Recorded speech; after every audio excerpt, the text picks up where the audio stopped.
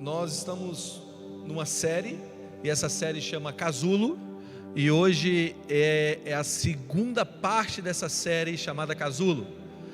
Espero que você tenha visto a primeira palavra, que foi no último domingo, que eu comecei a dar uma introdução e balizar o que nós vamos tratar nesses dias aqui, ou nessas próximas 2 semanas que falta para essa série Casulo. Casulo é esse lugar onde Deus permite que a gente entre, ou que a gente passe para haver uma transformação. Se você está precisando de uma transformação, se você deseja uma transformação na sua vida, essa é a sua noite. Essa noite foi separada para você. Se você sente que a tua vida precisa entrar numa metanoia, viver novos dias, se aproximar de Deus, essa é a sua noite. Então aperte os cintos, porque os próximos 30, 40 minutos serão extremamente transformadores. Essa palavra que eu vou ministrar a você, eu nunca preguei ela eu recebi do Senhor essa semana. E a primeira etapa dessa série que nós fizemos semana passada, o tema que nós tratamos foi sobre identidade e discipulado. E nessa semana eu estava orando, pedindo a Deus: Deus, o que eu falo, o que o Senhor quer que eu acerte nesses dias, assim como um tiro certeiro no coração da tua igreja. E Ele me disse: Guga, intimidade, aquilo que você já tem falado por tantos anos, e aquilo que vocês nasceram para ser, ou para estar, ou para viver.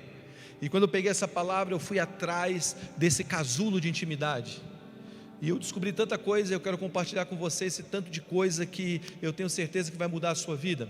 Essa palavra, ela é fiel para transformar a nossa mente. Essa palavra, ela é fiel para transformar os nossos dias. Essa palavra tem poder para transformar o nosso futuro e o nosso hoje. Então, se você precisa de uma transformação, esse é o lugar. Eu vou basear toda a pregação hoje em Êxodo capítulo 19 e 20. Mas antes de ir para Êxodo 19 e 20, eu quero dar uma pequena introdução. Eu quero que você caminhe comigo por alguns versículos e por algumas histórias bíblicas, antes de a gente chegar lá em Êxodo 19 e 20.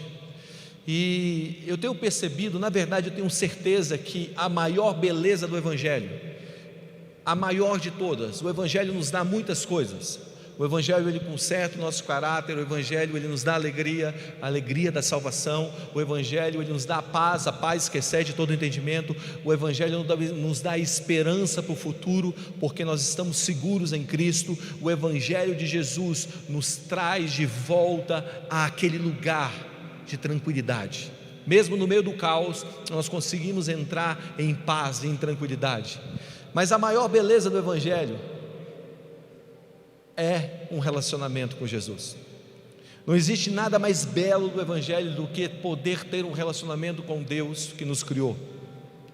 De todas as possibilidades que o Evangelho nos traz, seja desde uma prosperidade, seja desde a libertação de um filho, seja desde a libertação de um vício, a maior beleza que o Evangelho traz é a possibilidade de se relacionar com Jesus, de estar perto de Jesus, ok? E isso nos foi garantido pelo sacrifício do nosso irmão mais velho, Jesus Cristo, na cruz do Calvário. Então, quando nós estamos em Cristo, a Bíblia fala que Ele abriu o caminho novamente para o Pai. Ele abriu o caminho para que a gente alcançasse uma família. Ele abriu o caminho para que a gente tenha um relacionamento sem nenhum tipo de mediador, a não ser Ele mesmo, Jesus Cristo, entre nós e o Pai. E eu amo isso. Por quê? Porque de tudo que Deus pode nos dar, a coisa mais preciosa que Ele já nos deu foi o Filho dele. E eu não sei você, mas eu não queria casar com alguém só pelos bens que aquela pessoa tem. E eu não queria que ninguém casasse comigo só por aquilo que eu tenho. Eu quero que alguém case com os meus filhos por aquilo que eles são, porque realmente existe amor nessa jogada ou nesse relacionamento. E talvez seja isso que Deus espere de nós, porque quando nós entramos num relacionamento profundo com o Senhor, isso começa a desatar e a revelar e abrir frentes de conhecimento, de revelação, que até então nós nunca encontraríamos em outro lugar. E muitas vezes nós não temos desfrutado desse relacionamento, porque a pergunta vital para a nossa vida tem sido respondida de uma maneira errada. Eu não sei se você sabe, mas existe uma pergunta que move toda a sua vida, e a pergunta é: qual o meu alvo de vida? O que realmente eu quero? Talvez a resposta para essa pergunta para você seja ter uma boa família. É bom ter uma boa família? Lógico que é bom. É bíblico ter uma boa família? É maravilhoso ter uma boa família. Talvez você esteja falando aí desse lado: o que eu mais quero para a minha vida, o meu alvo da minha vida é ter um caráter ilibado, um caráter íntegro, reto, sem variação. Talvez alguns estejam dizendo: o que move a minha vida é ter fama, é ter dinheiro, é ser socialmente influente, é participar de organizações de pessoas influentes, é ser bem sucedido no trabalho, é ter uma empresa que galgue os altos lugares, é manter a saúde do corpo, do mundo interior, da alma. Tudo isso é muito bom, e tudo isso, ou a maioria disso, está disponível a você através da pessoa de Jesus. Mas tudo isso você pode conseguir também fora da pessoa de Jesus. Você pode alcançar um sucesso profissional sem Jesus. Vamos lá, gente, a gente conhece tantas pessoas famosas que alcançaram, ou pessoas bem-sucedidas financeiramente que alcançaram o seu sucesso sem Cristo. Você pode ter fama sem Cristo. Você pode até ter uma boa família sem a presença de Jesus. Você pode viver valores que estão no cristianismo e isso trazer um benefício à sua família. Qual o valor? Valor como fidelidade, como hombridade, como companheirismo. Quando nós pegamos várias histórias bíblicas, nós vemos que várias pessoas alcançaram sucesso, mas isso não garantia um relacionamento profundo com Jesus. E a pergunta que eu quero começar essa ministração é: qual é o alvo da sua vida? Aonde você quer chegar? O que você quer que eu te faça? Diz o Senhor. Sabe, essa pergunta que Jesus fazia a todas as pessoas que ele encontrava ou que vinham até ele com um tipo de debilidade, ele perguntava: o que você quer que eu te faça? Por quê? Porque essa pergunta é tão penetrante que revela os desejos mais ocultos do nosso coração. E a Bíblia fala que é do nosso coração que procede as fontes da vida. Se nós temos uma resposta errada a essa pergunta, provavelmente nós vamos para um lugar distante. Exemplo: o jovem rico tinha uma conduta íntegra, cumpria todas as regras e os mandamentos. Ele chegou a Jesus dizendo isso. Ele dizia: olha, eu cumpro todas as regras, eu cumpro todos os teus mandamentos. O que eu faço para te seguir? Para ser um dos seus discípulos, para alcançar a vida eterna.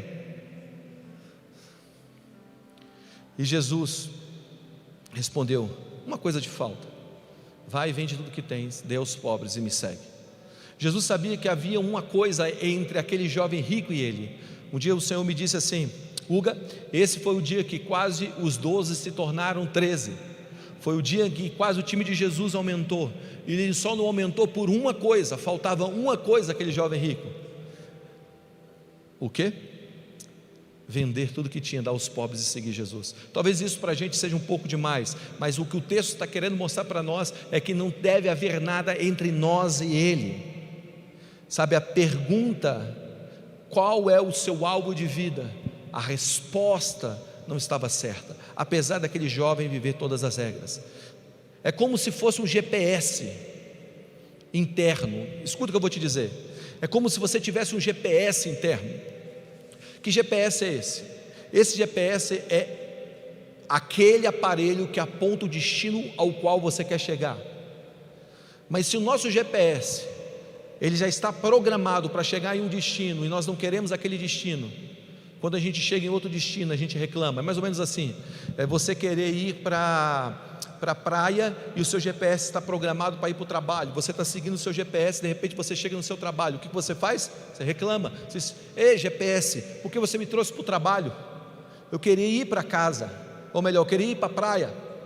Quando nós não temos o nosso destino, o alvo na nossa vida, o propósito da nossa vida bem definido, nós acabamos chegando em lugares que nós não desejávamos chegar. E eu quero dizer para você, se você não tem o destino da tua vida bem definido, se você não tem o núcleo central da tua vida fundamentado no lugar correto, talvez você tenha uma boa família, mas te falte outras coisas. Talvez você alcance um sucesso profissional, mas te falte alegria. Talvez você encontre a fama, mas te roube a paz. Porque o núcleo central, o teu GPS está te levando para um lugar que não é o lugar que vai te trazer de volta àquele que te fez, que é Jesus Cristo. Sabe, eu fico pensando o que faz um menino de 20 e poucos anos, chamado Kurt Cobain, que criou uma das bandas mais icônicas da história, o Nirvana. Ele tinha toda a fama que um jovem poderia ter, ele tinha todos os recursos e dinheiro que alguém poderia ter, e um dia ele botou um rifle de matar elefante na boca e apertou com o dedo do pé, explodiu a sua cabeça. O que faz uma pessoa chegar na fama e ainda assim não ser completo pela fama? Eu quero dizer algo para você: só existe um que pode nos completar, só existe um que pode nos saciar. Nenhuma fama, nenhum dinheiro, nenhum conhecimento, nem aplauso dos homens, nenhum sucesso nessa terra pode nos completar. Só existe um. Por isso nós precisamos redefinir o nosso GPS interno, porque mais forte do que receber algo é ter aquele que nos dá algo. Você está comigo? O que eu quero dizer é o seguinte: que muitas vezes nós estamos focados em chegar na terra da nossa promessa, chegar no nosso destino, chegar naquele lugar que Deus tem para nós, mas nós esquecemos do Senhor que nos conduz até aquele lugar. Eu tenho uma pergunta que periodicamente, desde que eu ouvi ela essa semana, não tem uma semana que eu me faço ela, e a pergunta que eu me faço é: para onde ou para que destino Moisés se dirigia quando conduziu Israel para fora do Egito? Vamos lá, para onde Moisés estava levando o povo quando ele conduziu aquele povo para fora do Egito? A maioria das pessoas vão responder: a terra prometida. A maioria de nós responderia: a terra prometida, Guga. Lógico, Deus tirou o povo do Egito para levar para a terra prometida. Agora eu quero te fazer uma pergunta: você tem certeza que isso está correto? Você tem certeza disso? Sabe, quando Moisés comparecia diante de Faraó constantemente no Egito, ele dizia algo que a gente muitas vezes se esquece. Êxodo 7,16: deixa meu povo ir. Para quê? Para me adorar no deserto. O objetivo de Deus tirar o povo do Egito não era levar a terra prometida, era levar para um encontro com Ele. Quando você pega Êxodo 7,16, quando você pega Êxodo 5,1, Êxodo 8,1, Êxodo 8,20, Êxodo 9,1, Êxodo 9,13, Êxodo 10,3, você vai encontrar Moisés dizendo por 7 vezes: deixa meu povo ir para me adorar no deserto. Moisés estava dizendo: deixa o povo de Deus ir para ter um encontro com Ele. O objetivo não era a terra, o objetivo era o encontro. O que eu quero propor para você é que nós temos promessas, sim, nós temos um destino em Deus, sim, mas o nosso principal destino em Deus não é chegar numa terra que Deus nos prometeu, não é receber aquilo que Ele nos prometeu, não é simplesmente nos dar boas condições, não é simplesmente nos dar uma estabilidade de vida. O nosso objetivo é amá-lo e ser amado por Ele. O nosso objetivo de vida é ter um encontro com Ele. Jesus resumiu os mandamentos em 2: amarás o Senhor teu Deus de todo o teu coração e ao teu próximo como a ti mesmo. Então Deus não tirou o povo do Egito para levar simplesmente para a terra, Ele tirou o povo do Egito para que eles o adorassem no deserto. Por que Deus fez isso? Porque se Deus dá a promessa antes do encontro, a promessa se torna mais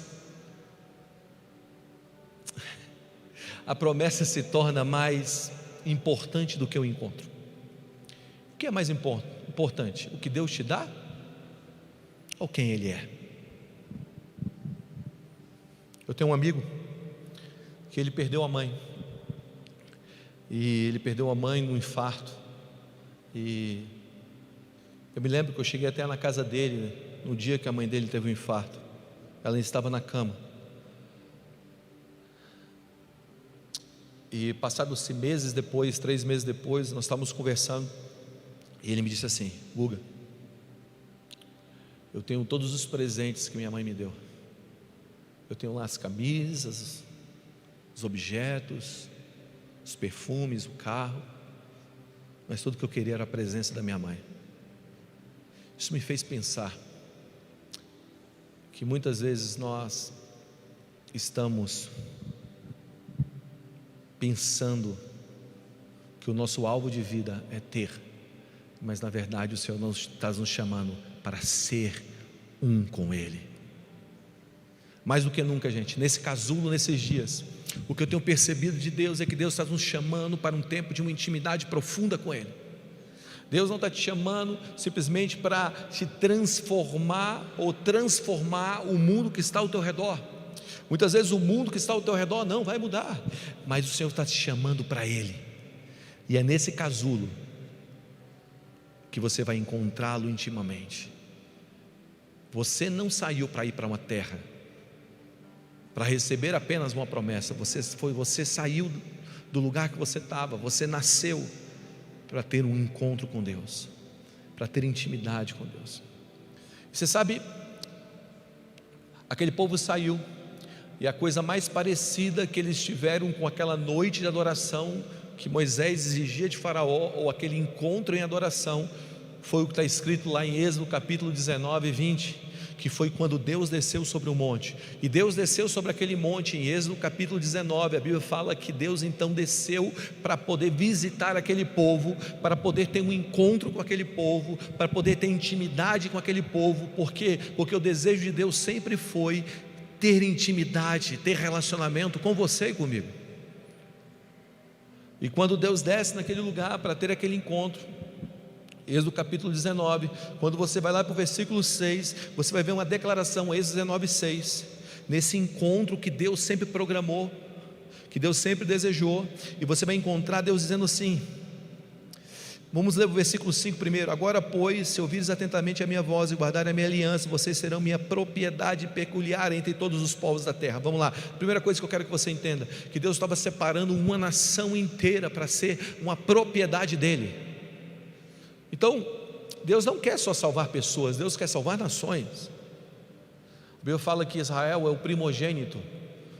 Se ele é o primeiro, significa que pode ter o segundo.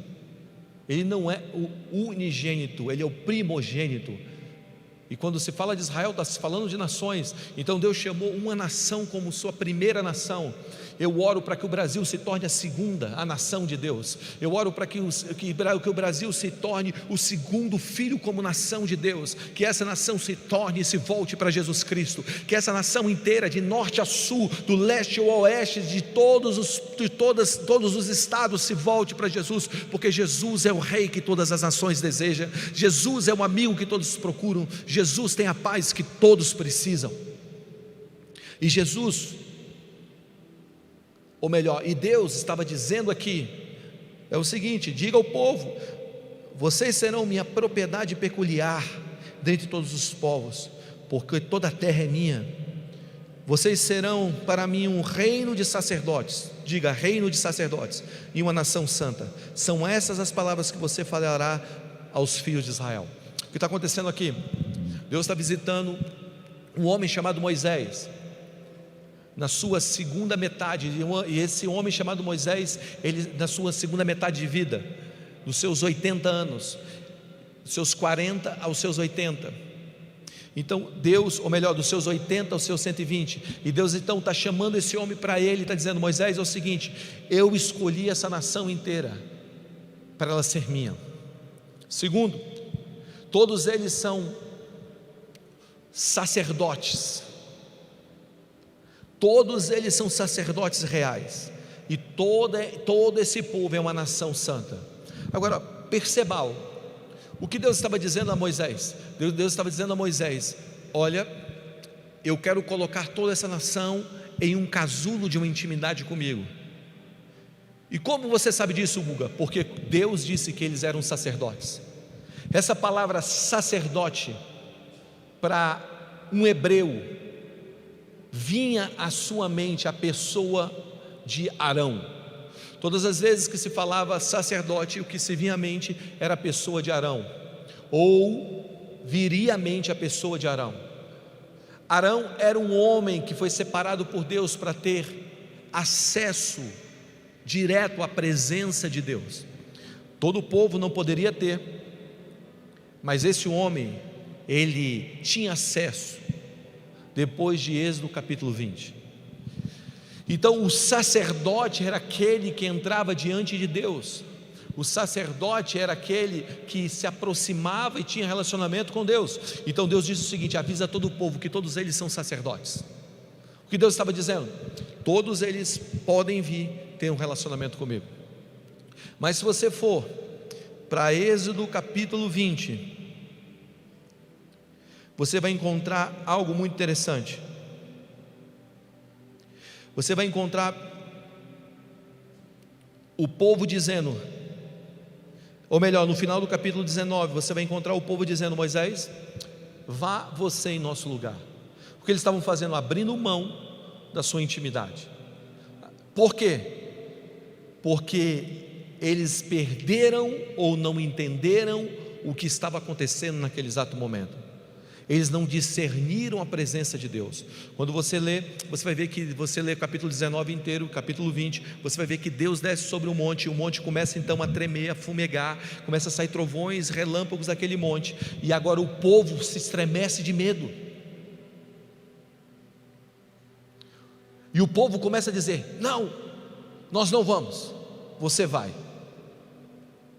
O medo impediu aquele povo de ter o discernimento correto do que estava acontecendo.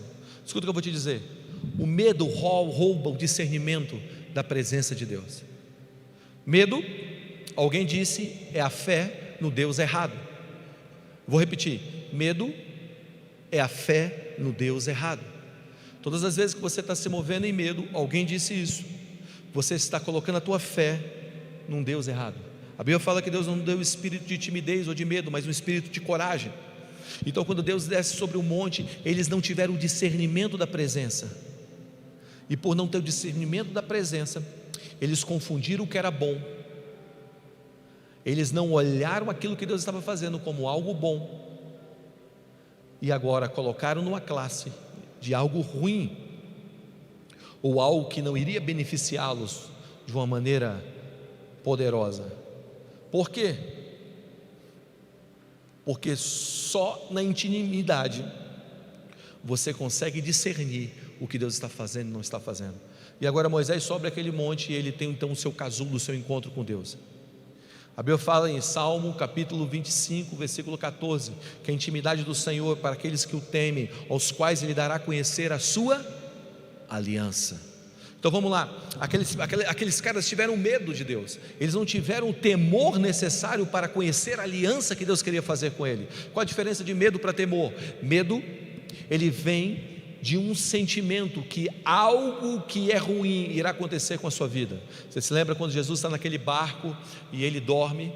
Então os discípulos estão sendo jogados de um lado por outro, naquela tempestade que bate naquele barco, naquela noite, e então o barco está sendo jogado, os discípulos juntos de um lado para o outro, e a Bíblia fala que eles estavam cheios de medo. Então alguém desce, acorda Jesus, Jesus levanta e ele repreende o vento, e cala-te vento, aquieta-te mar, e de repente tudo para. Versículo seguinte: e o coração deles se encheram de temor. No mesmo barco você vê medo e você vê temor. Medo vem quando o mundo, quando nós nos sentimos ameaçados em nossa vida pelo mundo ou por algo que está vindo ao nível externo. Algo externo está vindo ao meu encontro, eu estou com medo. Temor parte do princípio que existe alguém poderoso sobre mim, que eu devo a minha vida a Ele.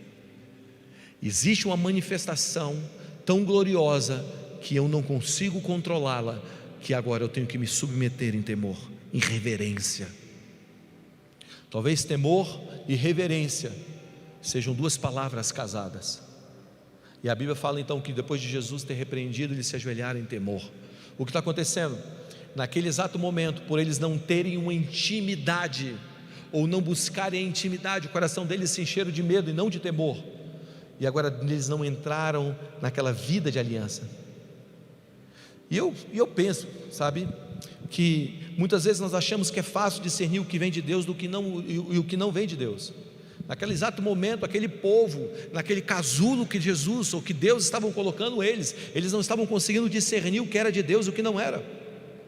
Eles não estavam conseguindo ver com clareza o que Deus queria fazer na vida deles.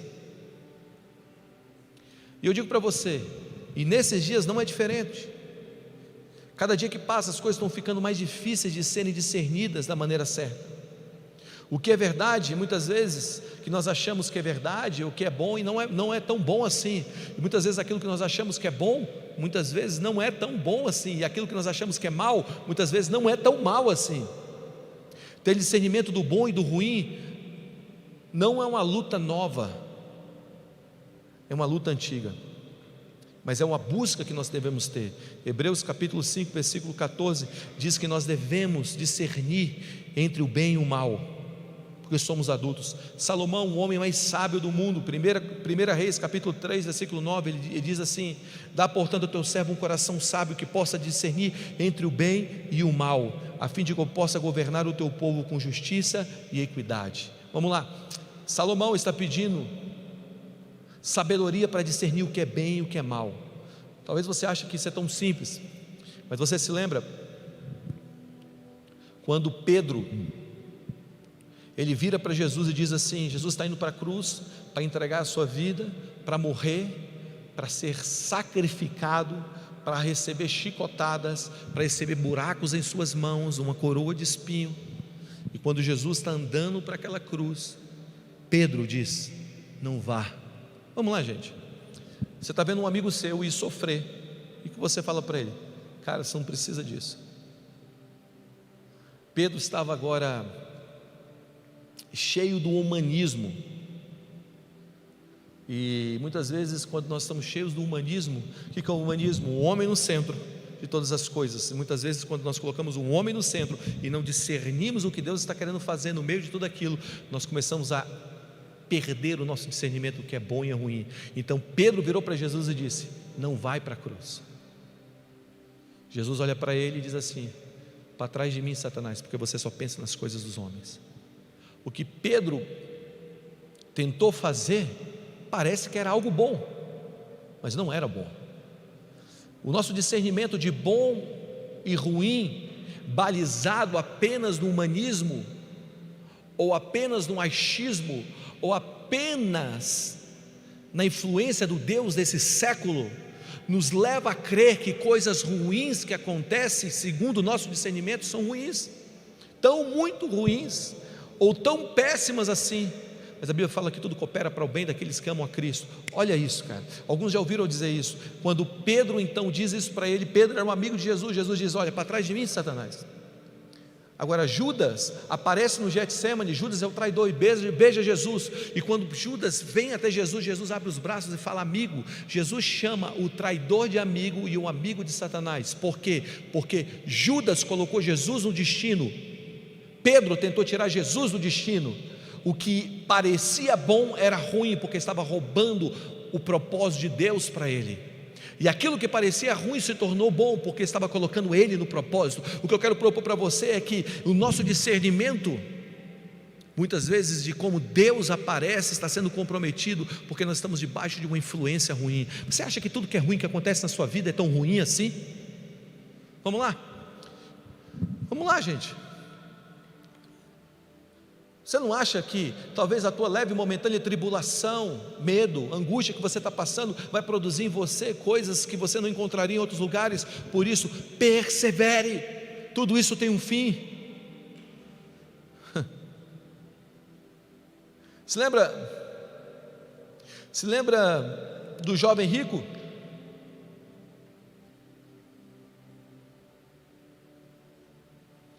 O jovem rico chegou até Jesus, como eu já citei ele, e disse: olha, eu cumpro todos os seus mandamentos, eu faço tudo que é certo,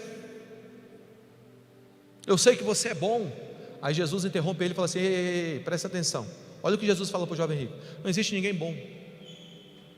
O jovem rico chamou Jesus de bom, e Jesus falou para ele: olha, não existe ninguém bom, só existe um que é bom, meu Pai que está no céu. Agora pensa comigo, você acha que Jesus não é bom? Então por que ele está dizendo que não existe ninguém bom? Porque, presta atenção no que eu vou dizer, o que Jesus estava confrontando ali era o ponto de referência de bondade do jovem rico.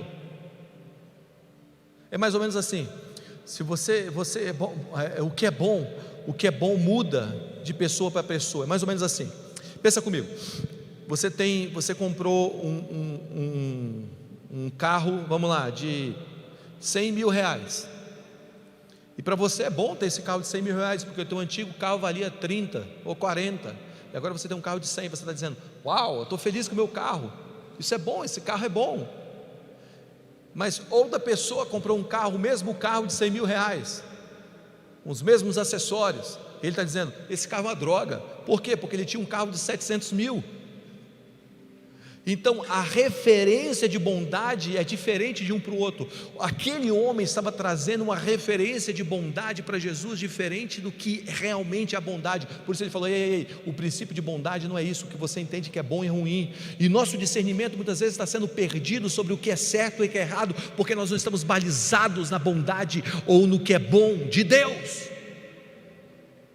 E só num casulo de intimidade que nós vamos compreender o que é bom e o que não é bom de Deus, o que é certo e o que não é certo. Por isso, quando aquele povo viu o monte fumegando, eles tremeram. Moisés entrou na nuvem, Moisés entrou no meio dos trovões, porque Moisés era íntimo de Deus. O que estava balizando o que Deus estava fazendo na vida de Moisés era intimidade, na vida do povo era desconexão com a intimidade. Por isso eu volto a repetir, vamos lá, gente. Quando nós entramos nesse casulo chamado Deus, você está comigo? Quando nós entramos nesse lugar chamado intimidade de Deus, nós começamos a ter o parâmetro do que é certo e errado corrigido. Nós começamos a entender Deus de verdade, porque nem tudo que você pensa que é ruim é tão ruim assim. Deixa eu ir mais fundo, cara. Você lembra quando Eva é tentada? A Bíblia fala que Eva, ela é tentada a comer de um fruto de uma árvore. Esse mesmo texto, Paulo grifa quando ele está conversando aos Coríntios, lá em 2 Coríntios capítulo 11, versículo 3.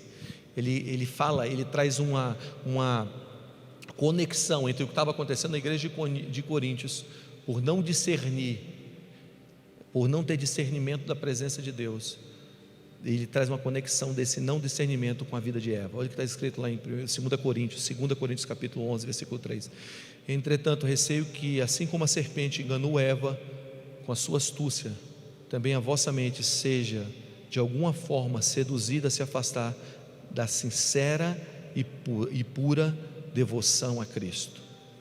Ele está comparando, ele está dizendo, eu estou dizendo uma igreja que Paulo dedicou a vida dele por mais de 3 anos. Estou falando de dedicar, de comer junto, morar junto, viver junto, ensinar o evangelho puro que ele recebeu do Senhor. Agora, se você for ver a tentação de Eva, havia dezenas de árvores no jardim de Adão e de Eva. Agora, quando a serpente aparece para Eva, ela começa a seduzir Eva, e a Bíblia fala que Eva olhou e disse assim, e viu Eva que o fruto era bom para comer. Vamos lá, a árvore era do conhecimento do bem e do mal. De quê? Eva se inclinou para aquilo que ela achava que era bom, mas na verdade era mal. Então ela viu que era bom, mas ela não viu que era mal. Nem sempre quando nós estamos enxergando as coisas, nós estamos enxergando as coisas completas. Você está comigo? Você está conseguindo entender o que eu estou dizendo? Só na intimidade nós iremos discernir as coisas. Qual era o problema de Eva? Primeiro, o problema dela é que aquilo que eu falei por muito tempo, Eva tinha um conhecimento comunicado, não revelado. Qual a diferença? O conhecimento comunicado é aquele que você ouve de alguém. O conhecimento revelado é aquele que você ouve de Deus.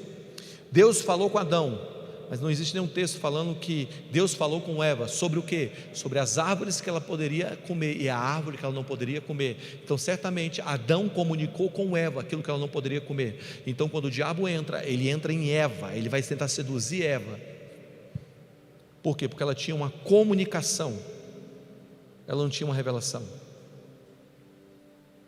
É a mesma coisa em Mateus capítulo 16, quando o Jesus vira para os discípulos e fala: quem os homens dizem que eu sou?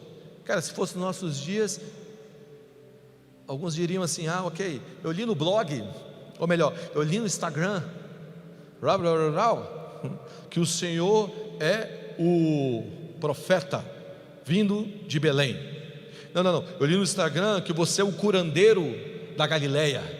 Não, eu li na reportagem tal que você é aquele que afronta as autoridades com seus ensinos. Ok, vocês estão lendo muita coisa, mas quem vocês dizem que eu sou? Uns estão dizendo que você é Elias, Jeremias, mas quem vocês dizem que eu sou? Aí Pedro toma a palavra e fala: tu és o Cristo, o Filho de Deus vivo. Jesus, olha para mim, gente, Pedro respondeu assim. Jesus respondeu dessa maneira: bem disseste, Simão Bar-Jonas, porque não foi carne nem sangue que te revelou, mas foi meu Pai que está no céu. Quem revelou para ele? O Pai. Sabe, ele não leu no Twitter, ele não leu no blog, ele não leu em uma página na internet, não, ele não leu sobre Jesus em algum lugar, não, ele recebeu a revelação de Deus. Quando o diabo chega para Eva, provavelmente Eva não tinha uma intimidade com a palavra. Por quê? Porque o diabo começa a negar a palavra para ela, dizendo: você vai morrer se você comer. Sabe, a árvore é boa. E o pior,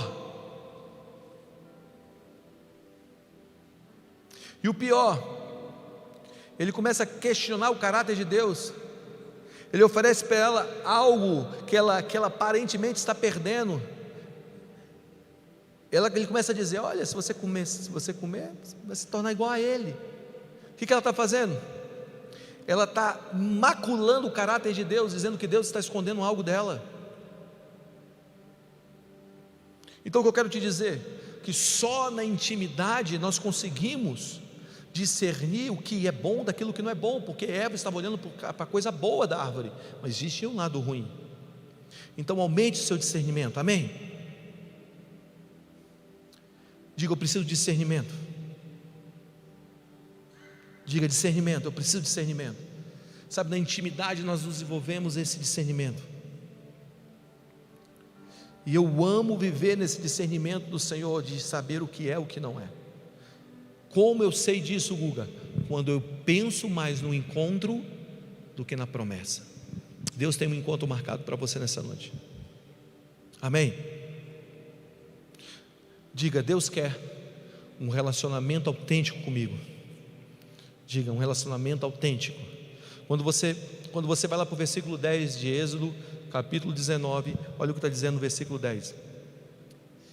E o Senhor disse a Moisés, nesse casulo da intimidade: vá ao povo e consagre no dia de hoje e amanhã, que eles lavem as suas roupas, as suas vestes. Diga: lave as suas vestes, e estejam prontos para o terceiro dia, porque no terceiro dia o Senhor virá sobre eles.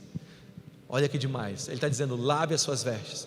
Segunda coisa que eu quero propor para você, dentro desse casulo da intimidade, é que sem intimidade ninguém verá Deus. Quando Deus está dizendo: lave as suas vestes, vestes fala daquilo que nos cobre, vestes fala daquilo que está sobre nós. E quais as vestes que ele estava dizendo aqui? As vestes que vocês saíram do Egito. Deixa eu te dar uma informação: o povo que saiu do Egito, ele andou com a mesma roupa por todo aquele tempo. Você sabia disso? Olha que interessante, naquela noite de Páscoa, ninguém estava doente. Eu estou falando mais de 3 milhões de pessoas. Você imagina uma cidade de 3 milhões de pessoas? Acho que o Brasil tem 3 milhões e meio, né? Talvez um pouco mais, talvez cresceu, né? Não sei. Mas pensa uma cidade de 3 milhões de pessoas sem uma doença, porque todos saíram andando, ninguém saiu carregado. Olha que doideira. Não é que eles estavam vivendo cura divina, eles estavam vivendo saúde divina. E eu quero orar para que você encontre saúde divina na sua vida, que você seja batizado de saúde divina, não apenas de cura divina, mas de saúde divina, que você viva dias com saúde plena, no nome de Jesus. E outra coisa que aconteceu com eles, além de saúde, as vestes deles cresciam, não se estragavam. Então quando Deus está falando, lave as vestes, Ele está falando de que vestes? As vestes do Egito. Livre-se delas, se santifique. Por quê? Porque um relacionamento autêntico com Deus requer uma mudança de comportamento. Você está comigo? Sabe, Deus quer que você tenha uma entrega radical, porque na intimidade, nesse casulo, é tempo de Deus te purificar ainda mais. Por que Deus quer te purificar? Porque a santidade é algo bom, gente. Porque a santidade, ela vem por encontros com Deus. Você pode observar que santidade, por muito tempo, foi mal administrada, ou mal pregada, ou mal ensinada por muitas pessoas.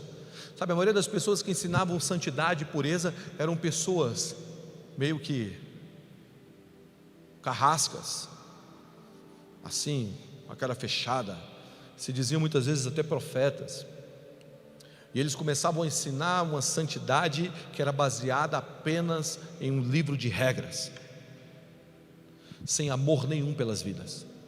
Então quando você encontrava uma pessoa dizendo, assim te diz o Senhor, você não é santo. Eu já ouvi várias histórias dizendo que tinha uma pessoa tocando teclado e não era santa, ou estava passando por algum tipo de problema na vida, e aí o pregador foi, levantou aquele cara e jogou ele para fora da igreja, deu uns 3 chutes na boca do estômago. Deixa eu dizer algo para você. Eu não estou aqui querendo diminuir santidade, mas eu quero fundamentar de uma maneira correta a santidade, porque santidade sem amor, não existe santidade sem amor, porque é o amor que encobre a multidão de pecados. Escute, um dia Jesus pegou uma mulher que foi pega em adultério, e a Bíblia fala então que, segundo a lei, aquela mulher que era pega em adultério deveria ser apedrejada. Agora pensa você vivendo num tempo desse, gente. Quanta gente ia ser apedrejada aí na rua, aí na igreja, irmão do céu. Porque adulterar é mudar o que é original. Isso é adulterar. Então aquela mulher, ela estava em adultério, foi pega, foi levada para ser apedrejada, e Jesus, a Bíblia fala que Jesus está escrevendo no chão, e aí então as pessoas pegam para apedrejar, e viram para Jesus e falam, e aí, agora? Querendo pegar Jesus, né? Será que ele vai negar a lei? Ele vai dizer, olha, a lei está errada? Aí Jesus falou assim, ó, quem não tem pecado, atira a primeira pedra. Aí eu fico imaginando a pedra, todo mundo caindo das mãos dos apedrejadores, dos acusadores, e aquela mulher encolhida lá no chão. Jesus falou assim, ei, olha para mim, procura os teus acusadores. Ela olhou para um lado, olhou para o outro, e disse, todos se foram. Sim, todos se foram, e eu também não vou te apedrejar. Levanta, vai, não peques mais. Agora, olha para mim, é engraçado porque antes de Jesus falar, não peques mais, Jesus fez o quê? Se colocou por ela. Não tem como você dizer, não peca, sem antes dizer, eu te amo. Você se coloca pelas pessoas, depois você ensina as pessoas. Você está comigo? Muitas vezes nós queremos ensinar algo sem amor, e quando nós ensinamos algo sem amor, nós nos tornamos aquele cara sisudo, chato, sabe? Que queremos imprimir uma regra goela abaixo das pessoas. O amor te credencia, é o amor que te credencia para levar as pessoas a uma pureza.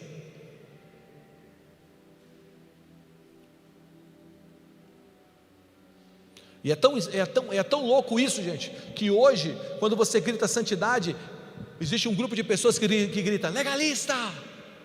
Quando você fala, cara, viver uma vida pura, aí as pessoas gritam, legalista. Não joga isso sobre mim. Você está aí? Porque foram para um outro extremo, e o outro extremo, o extremo oposto disso, é uma libertinagem. Acha que não existe nenhum tipo de conduta que nós precisamos ter na nossa vida. Por quê? Porque viveram tanto tempo naquele ambiente em que a santidade era algo imprimido através de regras, de uma pressão, e não de uma transformação de dentro para fora, e não de uma intimidade, de um conhecimento, em conhecimento, e nesse conhecimento você ser transformado. Você não encontrou pessoas que te amou o suficiente para purificar a tua vida. Eu quero propor algo aqui, cara, e talvez esse seja a joia dessa noite. Talvez exista falta de pureza no mundo, porque ainda não houve demonstração de amor suficiente para cobrir aquele pecado.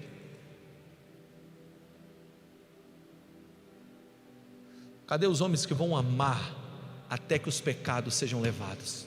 Cadê aqueles que vão se colocar diante dos apedrejadores? Não, pelo contrário, nós criamos hoje, através desse ambiente, que santidade é um livro de regras, que nos colocaram, que agora, quando você grita santidade, olha, eu sou a favor da pureza, da santificação, através da intimidade, do amor. Você começa a falar, eu quero ver as pessoas puras, nós vamos começar uma onda de pureza. As pessoas gritam, legalista, você quer viver pelas regras. E eu sei que muitas vezes isso é porque gato escaldado pula de água fria, né? Mas quando nós entramos na presença de Deus, cara, é impossível nós não sermos transformados pela presença de Deus. E eu quero dizer algo para você: a santidade, ela muda a sua conduta. A intimidade com Deus, ela te transforma. E muitas pessoas, elas estão perdendo o entendimento de santidade. Existem dois aspectos da santidade. Primeiro, a santidade posicional. O que é a santidade posicional? É aquela santidade que você tem em Cristo. Efésios capítulo 1, versículo 4 diz o seguinte: como também nos elegeu antes da fundação do mundo, para que fossem santos e irrepreensíveis diante dele em amor. Vamos lá, o que acontece? Essa é a sua santidade posicional. Quando Cristo morreu por você, quando Ele entregou a sua vida, quando você então reconheceu que Ele é o seu Senhor, você recebeu a vida dele, você recebeu uma santidade posicional. Qual é a santidade posicional? A santidade que você tem em Cristo, ok? Você está com Cristo assentado nas regiões celestiais. A vida de Cristo é a sua vida, e a sua vida agora é de Cristo. Então agora a natureza de Cristo habita em você, e a natureza de Cristo habitando em você, agora Ele muda a sua natureza, e a sua natureza agora se torna a natureza de Cristo. Então agora você não é um pecador lutando para ser santo, agora você é um santo contra o pecado. Você recebeu uma nova natureza. Mas existe uma segunda santidade, que é construída nesse casulo da intimidade, que é a santidade comportamental. Olha o que diz Efésios capítulo 4, versículo 22 e 24: quanto à antiga maneira de viver, vocês foram ensinados a despir-se do velho homem, que se corrompe por desejos enganosos, a serem renovados no modo de pensar, a revestir-se do novo homem, criado para ser semelhança de Deus em justiça, em santidade, proveniente da verdade. O que ele está dizendo? Que agora nós nos despimos do velho homem, nós tiramos a velha maneira de viver, e agora nós temos uma nova maneira de viver. Você está comigo? A Bíblia diz o seguinte: visto que vocês têm essas promessas, santifique-se de tudo que contamina o corpo. Vamos lá, a gente tem as promessas. O que a Bíblia está dizendo aqui é que nós temos que ter um estilo de vida, um comportamento segundo a natureza que nós temos, e que nós alcançamos isso na intimidade com Deus, quando nós alinhamos a nossa vida com a nossa posição agora influencia o nosso comportamento. João capítulo 14, versículo 21 diz: aquele que tem os meus mandamentos e os guardas, este é aquele que me ama será amado do meu Pai. Que ele está dizendo: olha, é o seguinte, quando você tem os meus mandamentos e guarda eles, você está demonstrando um amor pela pureza e pela santidade, e acima de tudo pelo Senhor. O que eu quero propor para você é que, quando você nasce para uma nova natureza, agora você é um novo homem, e a tua natureza te leva a viver da maneira, ou leva você a ter um comportamento, ou leva você a exercer a sua vida segundo aquela natureza. Então você não joga um peixe na água e pede para ele nadar, você joga um peixe na água e ele sai nadando, porque é da natureza dele nadar. O que eu quero propor para você é que nesses dias, agora que o Senhor te separou, esses dias de casulo, esses dias que Deus tem te colocado, permitido que você fique mais tempo em casa, talvez algumas coisas evidenciaram na sua vida que não são boas, como depressão, medo, como ansiedade, como angústia, como solidão, como pornografia. Mas ei, talvez isso possa ser aquilo que vai te apontar para uma transformação. Quando você entrar na intimidade de Deus. Escute, quando você entrar nesse lugar que é íntimo, tudo isso na sua vida vai começar a perder força. E o que vai ganhar força? A paz, a alegria, a santidade, a pureza, a verdade. Paz, justiça e alegria vão crescer dentro de você, porque você está nesse casulo. O que eu quero propor para você, talvez você esteja fazendo planos agora, para quando você sair desse tempo de quarentena, planos para a tua empresa, planos para os teus filhos, e tudo isso é maravilhoso. Mas antes de você ir fazer todos esses planos, que é a tua terra prometida, vá para o Senhor, corra para Ele, porque uma vez nele você vai começar a discernir o que é certo e o que é errado. Porque uma vez nele você vai começar a perceber que a terra é prometida, mas ela não é tão bonita sem Deus. Você vai começar a perceber que a vida é maravilhosa, mas a vida não é tão maravilhosa sem Deus. A minha esposa Mara sempre vive falando para mim: eu não sei como é que uma pessoa consegue viver nessa terra sem Cristo. É tão maravilhoso ser íntimo de Deus. É tão maravilhoso não olhar para aquilo que Deus está fazendo apenas, mas perceber quem Ele é no meio de tudo aquilo. Nós precisamos nos tornarmos amigos de Deus. Esse casulo nesses dias, talvez a maior herança e o maior legado que você vai deixar ou ter depois desses dias é se tornar um amigo de Deus. Amigo de Deus. Perceba, Deus não tirou o povo do deserto para levar para a terra prometida. Deus tirou para encontrá-lo no deserto, para que eles adorassem no deserto. Adore nessa noite e encontre a terra da maneira correta. A promessa nunca será maior do que aquele que prometeu. Deus separou sua casa, sua família, você, para estar em contato com Ele. Talvez você esteja aí hoje, você esteja quebrado, mas existe um Deus que restaura o quebrado. Quando você mergulha na intimidade de Jesus, você começa a perceber algo, que Ele não é aquele que lança fora o quebrado. A Bíblia fala que Ele não apagará o pavio que fumega, nem terminará de quebrar a cana que está quebrada.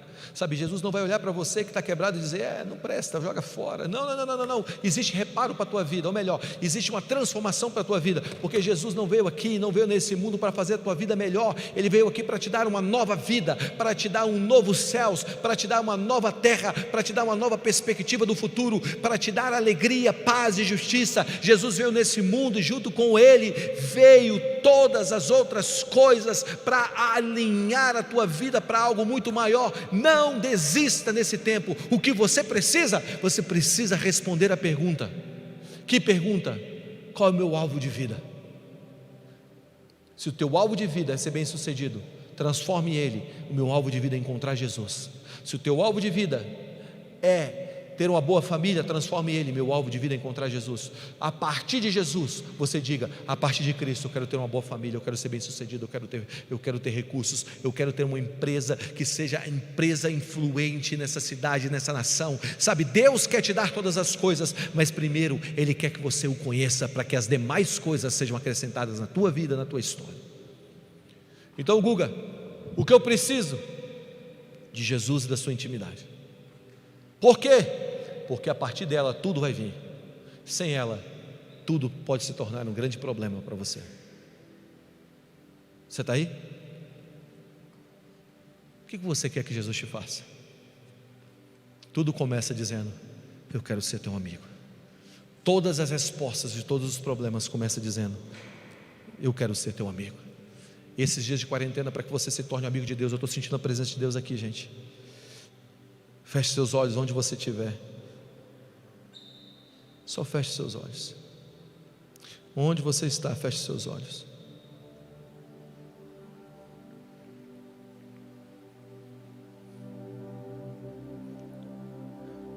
na sua casa, onde você estiver, feche seus olhos.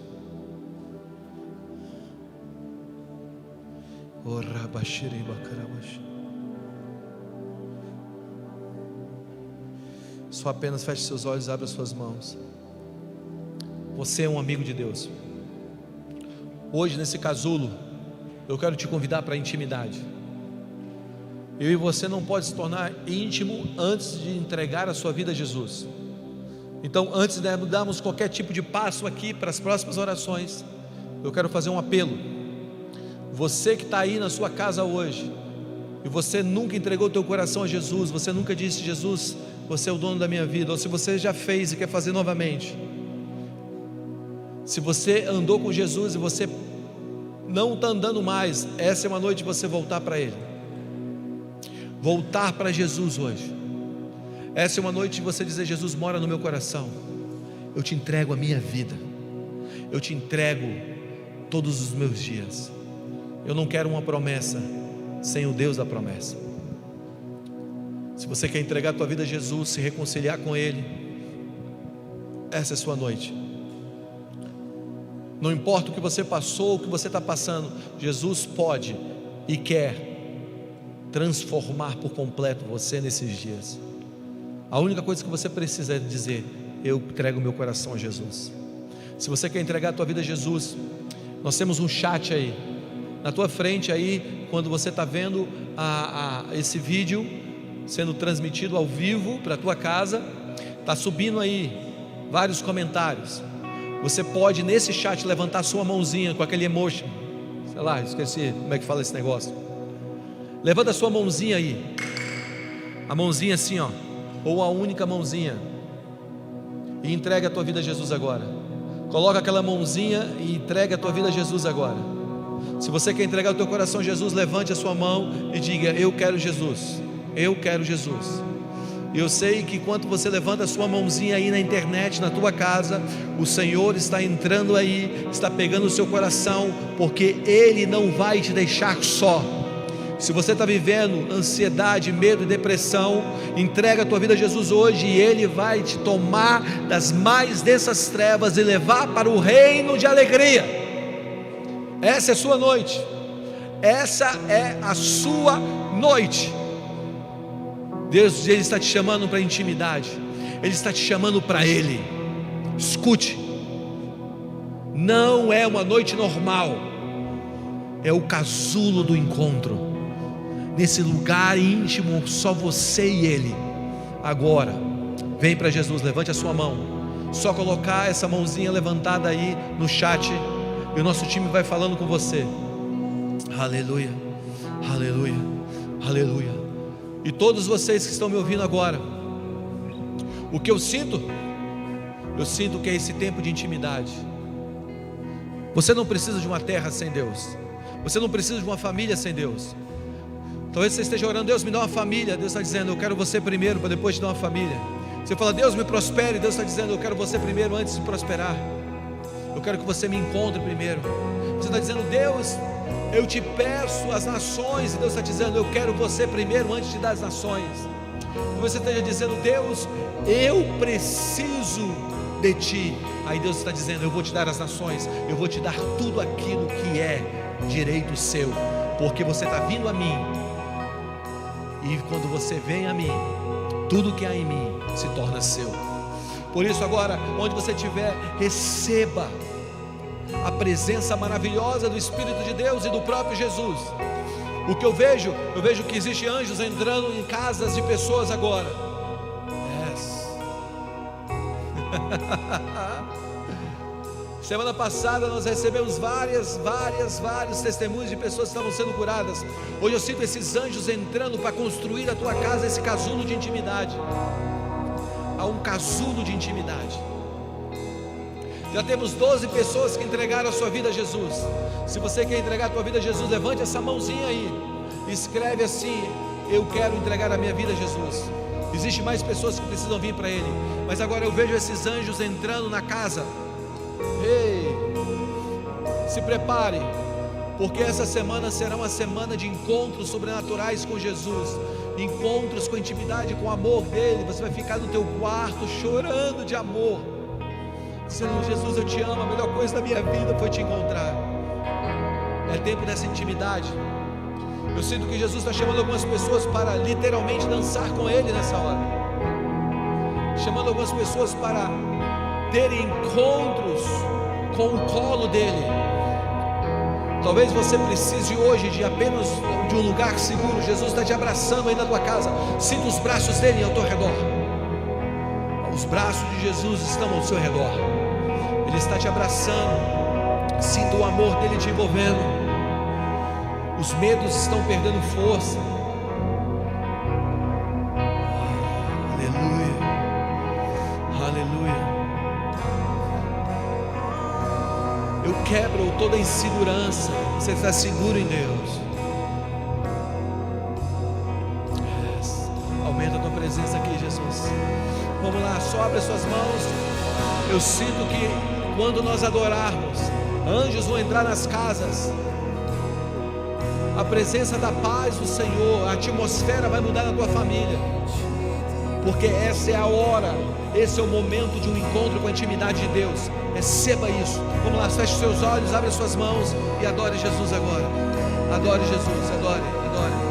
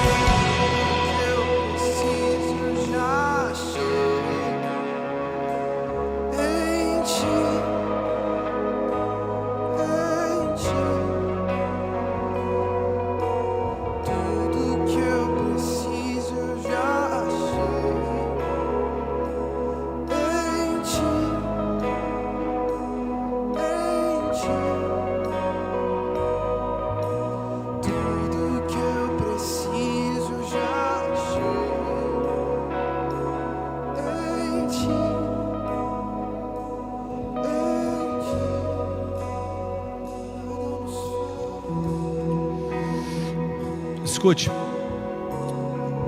nessa hora nós vamos orar por milagres.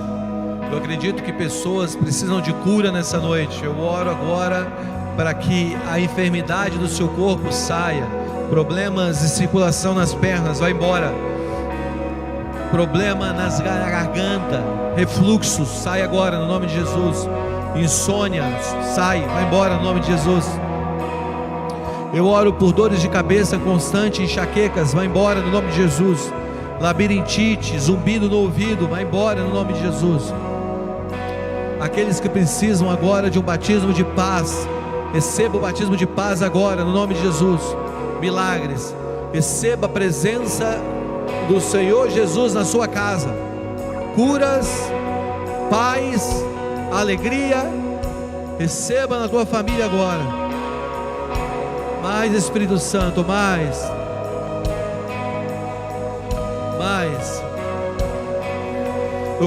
Eu sinto algo no meu espírito. Eu quero orar por uma recuperação extraordinária financeira para muitos e muitos empresários que estão me ouvindo agora e que vão me ouvir depois. Abra suas mãos onde você está. Senhor, eu oro agora por negócios sendo fechados mesmo no tempo da crise. Eu oro, Senhor, por novas oportunidades chegando agora, no nome de Jesus Cristo. Senhor, eu oro por um crescimento sobrenatural de vendas de contratos. Senhor, eu oro para que o Senhor dê visão, direção para bons negócios no meio desse período de crise, no nome de Jesus Cristo. E eu oro agora o Salmo 91 sobre todas as famílias, que todos aqueles que estão nos ouvindo estejam protegidos debaixo do decreto de Salmo 91, no nome de Jesus Cristo. Espírito Santo, enche as famílias agora com a tua presença e com a tua glória, no nome de Jesus Cristo. Mais Espírito Santo,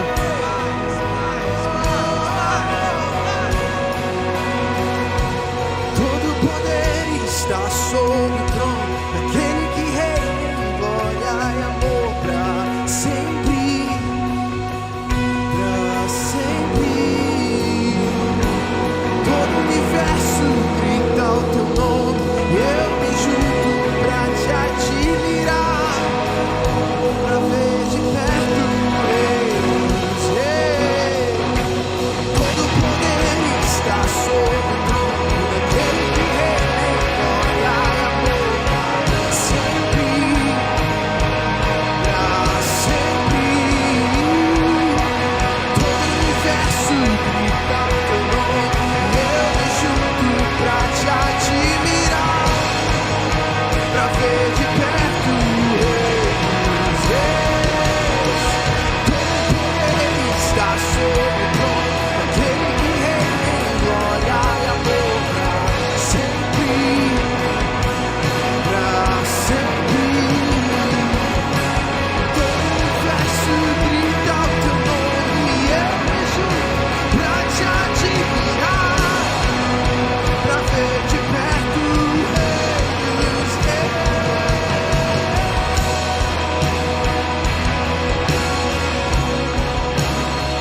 Todo o poder está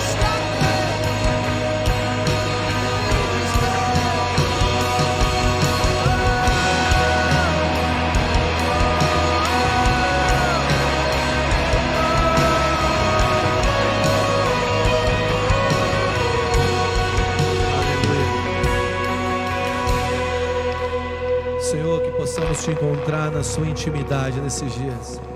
Revele a nós o seu coração, no nome de Jesus, no nome de Jesus. Amém, amém. Que você tenha uma semana maravilhosa na presença de Deus. Nós amamos vocês. Domingo que vem nós iremos fazer a ceia. Então chama toda a tua família, prepara a ceia na sua casa. Nós vamos cear juntos. E que nessa semana você encontre Deus nesse casulo de intimidade, que vai te dar discernimento e santidade. São as duas coisas que pregamos nessa noite. Que o Senhor te abençoe e te guarde. Que o Senhor faça resplandecer o seu rosto sobre ti e tenha misericórdia de ti. Que o Senhor sobre ti levante o seu rosto e te dê a paz. Uma semana coberta na presença de Deus. Que tudo que você ama esteja protegido e tudo que você colocar a mão venha prosperar. Deus te abençoe. Uma ótima semana. Nós daí amamos cada um de vocês. Fique na paz do Senhor. Amém?